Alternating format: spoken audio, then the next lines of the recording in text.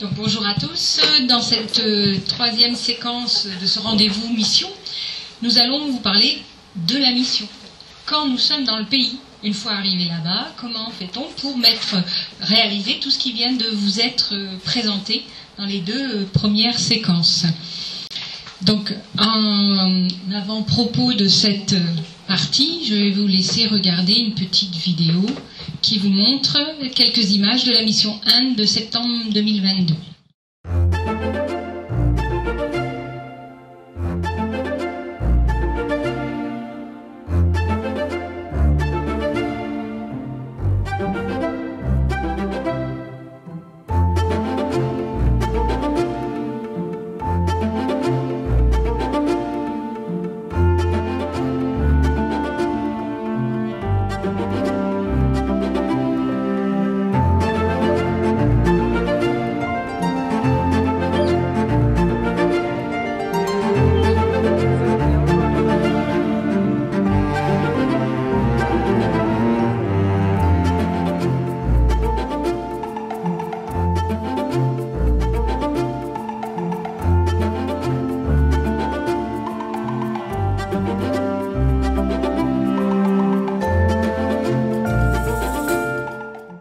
Cette séquence mission, j'en ai invité 3 secteurs.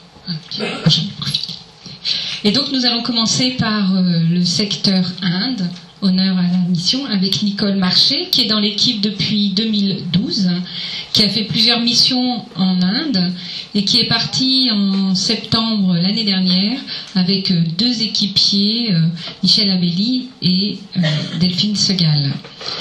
Donc, lors de la mission 2022, vous êtes descendu de l'avion et tout de suite, vous avez commencé à rencontrer les partenaires, à regarder tout ce qui était prévu et à commencer à collecter des informations. Donc, comment vous êtes-vous organisés tous les 3 en arrivant devant vos partenaires pour vous répartir les tâches, pour savoir qui allait faire quoi? Je crois que toi, Nicole, tu avais plutôt choisi de t'occuper de ce qui était prise de photos et vidéos, parce qu'en plus, le rendez-vous mission Inde était prévu à l'avance. C'était une autre préparation qu'ils avaient dû faire avant de partir, collecter des infos pour ce rendez-vous mission. Alors oui, c'est vrai que j'étais chargée. Il faut que je mette plus près. Alors c'est vrai qu'on ne me voit pas beaucoup sur les photos, parce que j'étais vraiment... on s'était un peu réparti les tâches comme ça, et à mon avis c'est pas vraiment souhaitable, parce que polariser sur une tâche alors que tout au long de l'année on nous demande une certaine polyvalence pour témoigner, pour restituer, quand on est là-bas. Bon, on est happé par ce qui se déroule sous nos yeux, succession d'accueils insolites, car occuperaient des enfants, ça nécessite une vraie présence aux autres. Et les autres, c'est qui? C'est les professionnels de terrain et puis tous les acteurs de terrain. Donc, on en parlera plus loin, mais nous, on est surtout là-bas pour se forger un avis sur la qualité de ce qui est fait avec les enfants. Et pour ça, il faut pouvoir interroger sur le vif ce qui peut susciter curiosité ou doute. Voilà. Et puis, on a, enfin, surtout en Inde peut-être, hein, moi j'étais expat en Asie, je connais pas mal de pays, mais là, l'Inde, nos repères culturels sont un petit peu bousculés quand même. Donc, c'est vraiment le moment de se débarrasser de nos préjugés, qui sont mal étayés souvent parce qu'ils sont pas toujours très sympathiques, les préjugés qu'on a sur l'étranger et l'étranger. Donc c'est vraiment, puis nos interprétations abusives aussi, hein, donc ça réclame une vraie présence. Enfin, on a la population qui nous accueille, que ce soit les bidonvilles ou les villages, la plupart Dalits, les peuples aborigènes comme les gitans et les tribus, c'est des gens qui sont nés dans cette société avec l'idée qu'ils ne valent rien et leurs filles encore moins. Alors ils sont très attentifs quand on arrive à la considération et au regard qu'on porte sur leurs enfants et sur eux. Donc on n'est pas là à dégainer nos appareils comme un touriste qui arrive dans un parc à thème. C'est vrai que le relationnel compte, et puis de toute façon, bilan comptable ou relationnel, chacun se remplit vraiment la tête, les yeux, le cœur de tout ce qu'il croit avoir compris, enfin de ce qu'il est. Et le soir, c'est important de pouvoir débattre. Donc, en mission, ce que je disais tout à l'heure, on privilégie le tuilage, c'est-à-dire que lors d'une mission, il y a toujours un équipier qui est déjà parti et qui est accompagné de nouveaux équipiers, un ou deux, là en l'occurrence, il y avait deux équipiers. Donc, Nicole, toi, tu avais fait plusieurs missions en Inde, et donc tu avais ce rôle d'équipier connu des partenaires. Comment tu es intervenu pour présenter tes nouveaux collègues? Alors c'est vrai qu'en 2014, on avait décidé de proposer, et on le fait depuis à chaque mission, à nos partenaires de les regrouper et pour un briefing et pour un débriefing. Du coup, pour présenter les AEM, pour faire connaissance, présenter les petits nouveaux. Alors moi, j'en avais deux petits jeunes nouveaux, Delphine et Michel. Et puis, il y a un partenaire qui avait un nouveau coordinateur et un nouveau formateur aussi, un tout jeune ingénieur agronome. Et c'est eux qui nous accompagnent aussi dans le pays.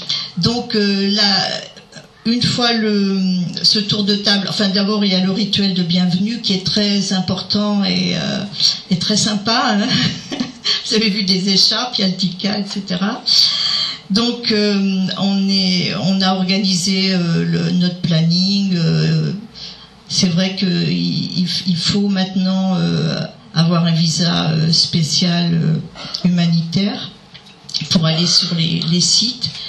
Et notre quotidien, enfin nos journées, hein, le planning est donné la veille aux polices et aux autorités locales.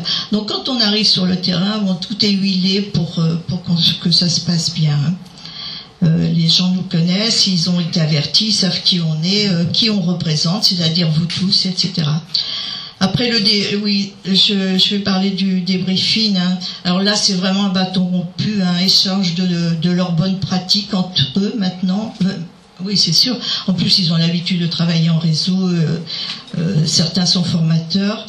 Leurs difficultés, leurs réussites, l'impact Covid sur les enfants. Là, bon, on aborde un petit peu les questions de macroéconomie et puis nos contraintes budgétaires AEM, voilà.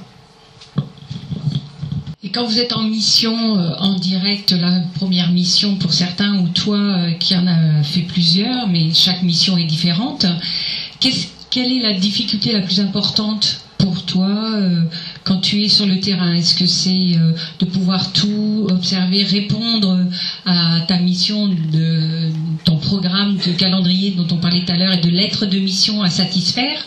La langue, l'interculturalité, qu'est-ce qui te semble plus compliqué à gérer quand on est comme ça sur le terrain? Alors, tout est compliqué et tout est jubilatoire. C'est-à-dire que on arrive, on est là, il faut produire des photos et des vidéos, souvent en découvrant le contexte, ce qu'ils racontent, hein, imaginez l'idée qui s'en dégage pour communiquer après. Alors là, ça c'est vraiment chaud, hein, comme je disais tout à l'heure, on est partout, quoi, on a les yeux et les oreilles partout. Il y a aussi notre posture, hein. Alors dans le cadre d'un partenariat, elle est ni haute ni basse. On n'arrive pas là-bas pour qu'on nous fasse allégeance ou qu'ils guettent ce qu'on veut entendre, quoi. Donc, en plus, pour nous, dans notre tête, c'est eux qui connaissent toutes les menaces qui pèsent sur les enfants et qui connaissent aussi tout ce qui entrave gravement leur développement et principalement les capacités d'apprentissage pour plus tard. Hein. Donc alors oui, il y a aussi la pluralité culturelle, hein, c'est sûr, je vous parlais tout à l'heure des Dalits, des tribus, des gitans, ça colore vraiment la situation. Et puis il y a le dialecte maternel, hein, qui souvent change d'un village à l'autre. Il y a la langue de l'école, c'est le tamoul, et l'anglais, les deux langues officielles du Tamil Nadu. Hein. Et puis alors il y a l'alphabet sanskrit aussi, les enfants ils commencent par écrire le sanskrit et puis après ils touchent l'alphabet anglais. Mais bon, c'est sûr que c'est avec les coordinatrices qui sont issues de ces villages, hein, donc ils parlent le dialecte, et puis toujours un accompagnateur aussi, que vraiment là on peut appréhender la qualité et surtout leurs compétences et puis le savoir-faire et le savoir-être. Alors ça on découvre, hein, on les voit en situation avec les enfants. Et puis c'est quand même, c'est tout, je disais tout à l'heure, c'est tout un peuple qui nous accueille, enfin tout un village. Et ce qu'on peut remarquer, c'est tout l'éventail de stratégies pour que ça fonctionne, pour que leurs enfants n'aillent pas travailler, pour qu'ils aillent à l'école et soient aidés le soir.